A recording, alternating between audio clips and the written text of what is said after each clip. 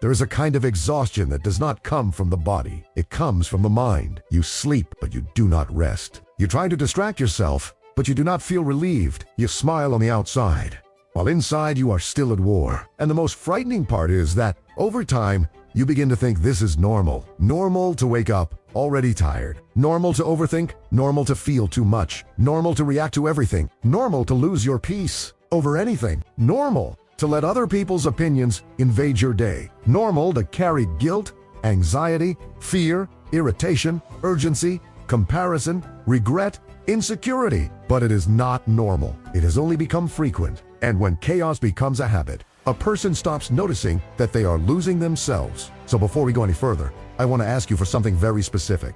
Because this video is not just for you to hear, it is for you to mark a decision in your life. Write this in the comments right now. Today, I take back command of my mind.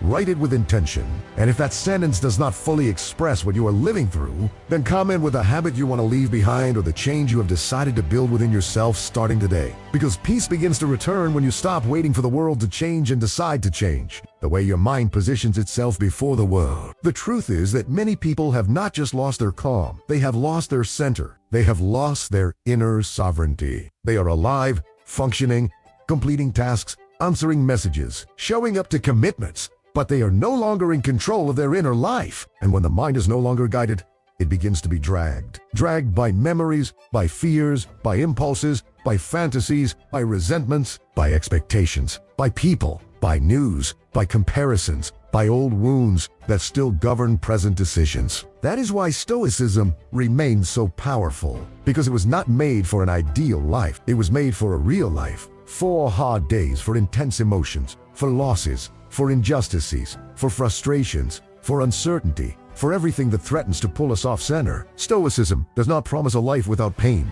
It teaches a life without mental slavery. The first Stoic concept for taking back control of the mind and recovering peace is perhaps the most important of all. To distinguish with brutal clarity what depends on you and what does not. It sounds simple, but almost all unnecessary psychological suffering is born precisely from the confusion between these two things. You suffer trying to control other people's opinions, someone's response, the past, the future, the timing of things, the recognition that never came, the love that never returned, the crisis that appeared, the injustice that happened, the way others act, speak, feel, and choose. And while you tried to control what was never in your hands, you abandoned what always was. Your posture, your judgment, your discipline, your character, your responsi, your presence, your decision. Epictetus said that some things are up to us and others are not. When you forget this, the mind becomes a hostage because it starts depending on external factors in order to remain at peace, and everything that depends on the outside becomes unstable. Today you feel fine because you received attention. Tomorrow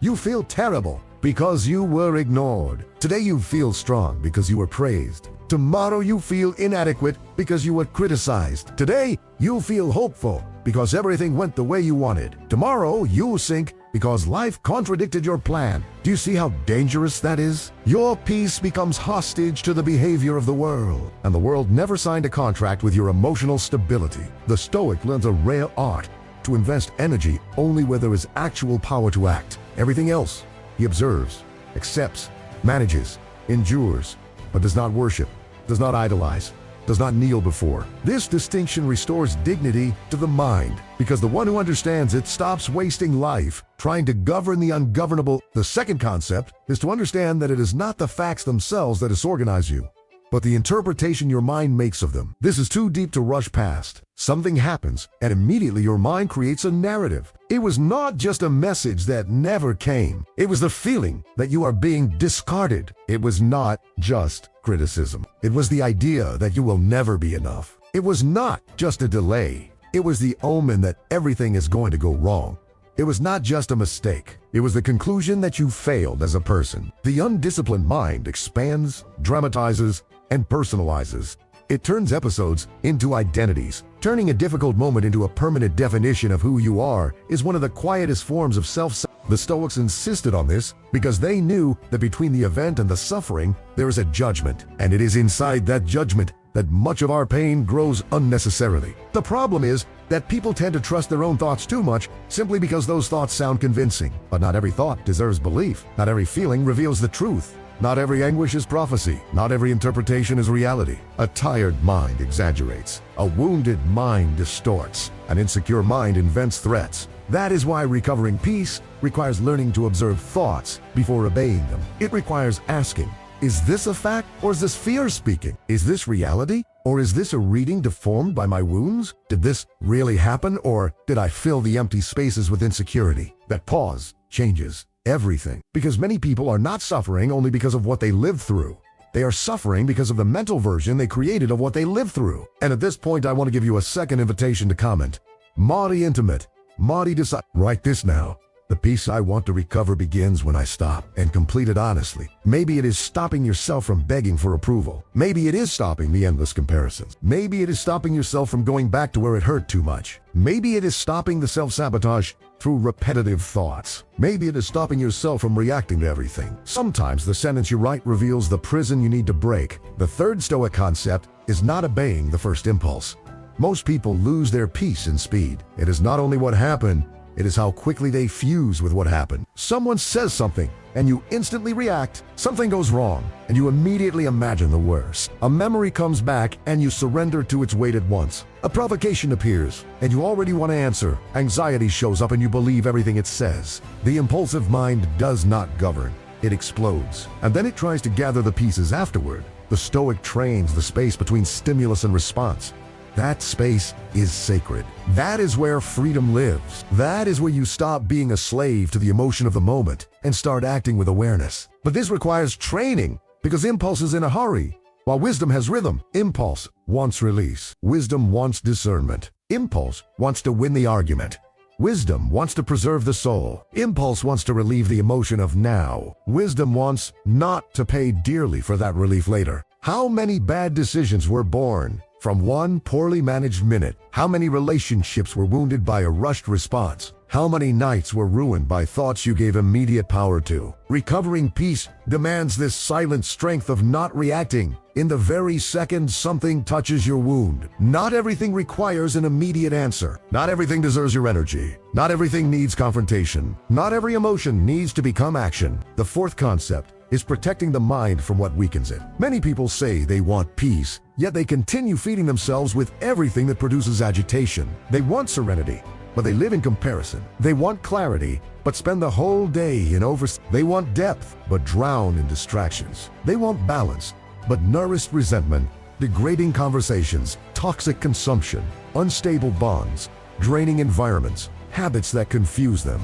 and a routine that makes any inner recollection impossible. Marcus Aurelius said that the soul becomes dyed with the color of its thoughts. That is incredibly powerful, because it shows that the mind is not neutral before what it consumes. What you'll read here, watch, repeat, tolerate, and cultivate is shaping your inner state. If you expose yourself continuously to what excites your insecurity, amplifies your neediness, awakens your envy, stimulates your impulsiveness, and weakens your focus, you should not be surprised when peace disappears. It is not enough to want tranquility. You have to stop negotiating with what sabotages your lucidity. There are habits that do not seem destructive at first glance, but they corrode the mind little by little. The constant checking, the silent comparison, the need to be seen, the addiction to distraction, the mental replaying of past conversations, the constant fantasy about improbable futures, the attachment to emotionally unavailable people, the compulsion for approval. All of this slowly occupies space within you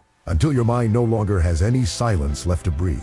Peace does not return only through rest. Many times, it returns through pruning, through cutting away, through renunciation, through limits. The fifth Stoic concept is accepting. A huge part of human disturbance is born from the attempt to hold on to what life does not allow us to freeze. Paopli chain, cycles end, bodies age, phases pass, relationships transform, plans collapse, emotions fluctuate. Life moves all the time.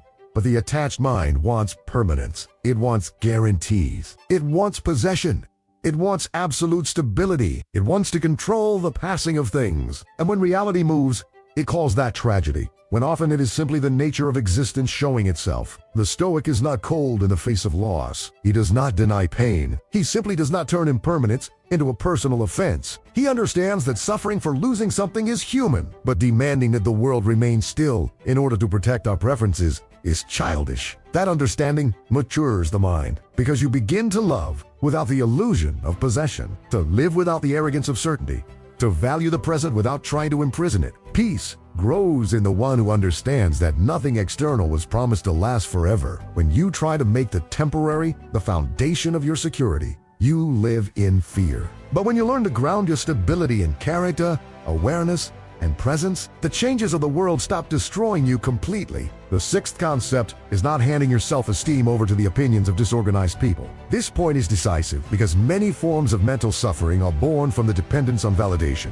A person may even seem strong, but inside, they live waiting to be recognized, approved, chosen, praised, desired, confirmed. It only takes someone looking at them differently, responding coldly, pulling away, criticizing, or not reciprocating, and their whole center shakes. This is exhausting. And worse, it is dangerous, because you begin building your identity on external reactions. But external reactions are unstable, confused, limited, and often projective. There are people who criticize out of envy, reject out of emotional incapacity, wound out of inner disorder, pull away out of fear, devalue what they are incapable of sustaining. So why should the voice of someone lost have more authority over your identity than your own conscience? Stoicism throws this question back at you like a slap of lucidity. Not every rejection is a verdict. Not every criticism is truth. Not every absence is proof of worthlessness. Sometimes the other person did not know how to recognize you because they do not even recognize themselves. Sometimes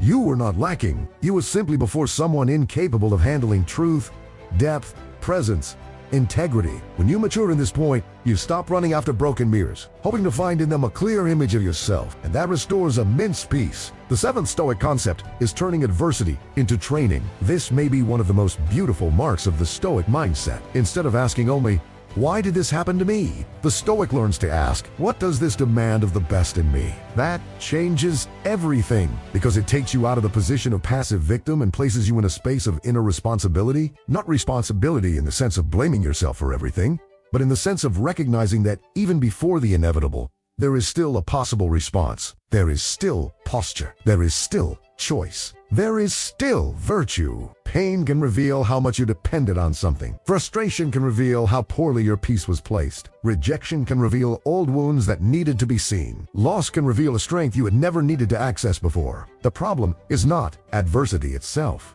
The problem is when adversity finds a mind that only knows how to complain and does not know how to learn. The one who turns all pain into identity weakens. The one who turns pain into deep observation matures. This does not mean romanticizing suffering. It means not wasting it. Because there are pains that did not come to destroy you. They came to break the illusion under which you were living. The eighth concept is practicing emotional discipline above momentary emotion. Today, many people have been taught to follow everything they feel, as if feeling intensely were the same as truth. But intensity is not a compass. There are legitimate feelings that should not lead decisions. Feeling anger does not mean you should attack. Feeling fear does not mean you should retreat. Feeling needy does not mean you should accept crumbs. Feeling guilty does not mean you are wrong. Feeling desire does not mean something is good. The ungoverned mind idolizes the emotion of the instant. The trained mind respects emotion, but does not kneel before it. That is maturity. It is understanding that you can welcome what you feel without becoming a servant to what you feel. The Stoic does not deny emotion, he educates it. He knows that peace is not born from never feeling, but from not losing direction because of what you feel. How many lives have been ruined because someone turned temporary emotions into permanent decisions? How many bonds have been destroyed by lack of restraint? How many opportunities were lost because fear spoke louder? How many relapses happened because the pain of the moment seemed more convincing than the truth built with effort? Recovering peace requires bearing the discomfort of not immediately obeying emotion. And that kind of strength is rare. The ninth Stoic concept is remembering every day who you want to be, not in a theatrical way, not like a pretty phrase, but as a principle of identity. A mind without direction becomes easy, prey to the world. Any opinion shakes it. Any desire drags it. Any fear dominates it. Any pleasure can buy it. But when you are clear about the kind of person you have decided to be, many confusions lose their power. Marcus Aurelius did this all the time. He returned to himself. He reminded himself of his nature, his duty, his posture, his values, not because he was perfect, but because he knew the mind needs to be called back.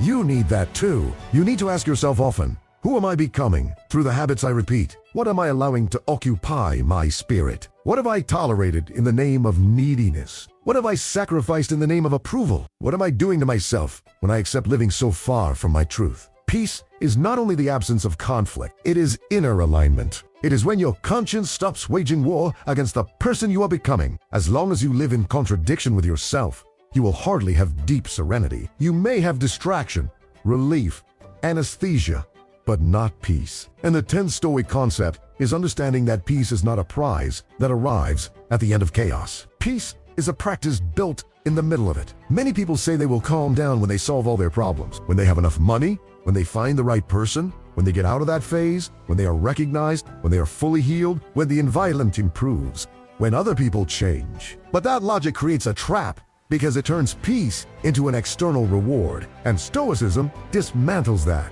Real peace is not born when the world becomes perfectly organized. It is born when your mind learns not to depend on the perfection of the world in order to remain steady. That does not mean living without sadness, without struggle, without difficult moments. It means that the center of your life is no longer exposed to every wind. It means that within you, a place begins to arise that is more solid than circumstances. A place where you do not need to win every battle in order to remain whole. A place where you do not need to be understood by everyone in order to remain dignified. A place where you do not need to control everything in order to remain at peace. That is inner strength. That is sovereignty. That is emotional freedom. Perhaps the great tragedy of modern life is this: people are more and more stimulated on the outside and more abandoned on the inside. They know a lot about the world, but little about their own mind. They react to everything, but understand little. They have many opinions, but little self-government. And the result is a generation that is tired, accelerated, fragmented, oversensitive,